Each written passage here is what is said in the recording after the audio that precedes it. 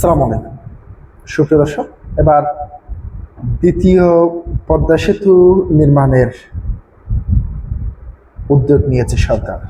এবার এ ধরনের বক্তব্য দিয়েছেন সড়ক ও পরিবহন মন্ত্রী রবিউল হোসেন। প্রিয় দর্শক, আপনারা জানেন প্রধানমন্ত্রী তারেক রহমান পদ্মা সেতু সহ অতীতের সরকারের যে সমস্ত মেগা প্রকল্প করেছে সেগুলোর দুর্নীতির কথা বলে সমালোচনা করেছেন অনেকখানি।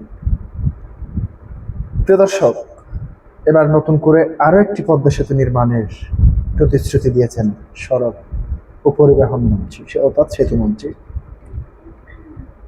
তাহলে কি আরো একটি পদ্মা সেতু দেখতে যাচ্ছে সরকার? এই পদ্মা সেতুতে ব্যয় কতটুকু হবে, কত টাকা ব্যয় হতে চলেছে, সে বিষয়টি নিয়ে আপনাদের সামনে তুলে ধরবো পরের ভিডিওতে। প্রিয় দর্শক, আপনারা জানেন শেখ হাসিনা যে পদ্মা সেতু যেটি তৈরি করেছিল সেটিতে একই সাথে সড়ক এবং তার পাশাপাশি রেল চলাচল করার মতো দ্বিতল বিশিষ্ট সেতু তৈরি করেছিলেন শেখ হাসিনা।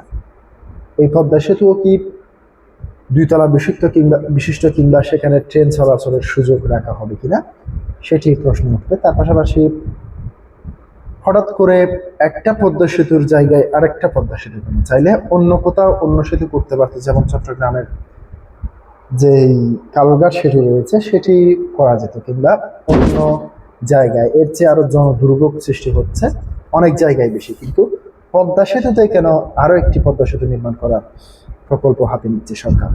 প্রিয় দর্শক, দৈনিক ইত্তেফাক যে নিউজটি করেছে সেখান থেকে আপনাদের সামনে একটু তুলে দিচ্ছি। সরকার দ্বিতীয় পদ্মা সেতু নির্মাণ করতে যাচ্ছে বলে জানিয়েছেন সড়ক পরিবহন ও সেতু মন্ত্রী রবিউল হোসেন। সোমবার 11 মে সচিবালয়ের আসন্ন ঈদ উল আজহার নিরাপদ ঈদ যাত্রা নিশ্চিত প্রস্তুতি সভায় শেষে মন্ত্রী এসব কথা বলেন। দৌলতিয়া পাটুরিয়া পয়েন্ট দ্বিতীয় পদ্মা সেতু নির্মাণ হলে সড়ক দুর্ঘটনা অনেক কমে যাবে।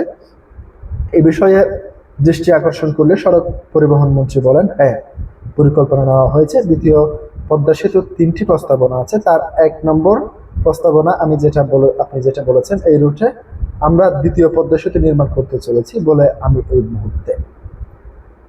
ফিজিবিলিটি স্টাডি অলরেডি কমপ্লিট, অর্থায়নের জায়গা নিয়ে কথা বলছি, আর এ ধরনের অন্যান্য প্রাক প্রস্তুতি চলছে। মন্ত্রী বলেছেন, সম্ভাব্যতা সমীক্ষা ইতিমধ্যে সম্পন্ন হয়েছে এবং অর্থায়ন নিয়ে আলোচনা চলেছে। প্রাক প্রস্তুতির কাজও এগিয়ে চলেছে বলে জানিয়েছেন তিনি। প্রিয় দর্শক, আজকে পর্যন্তই। আসসালামু আলাইকুম।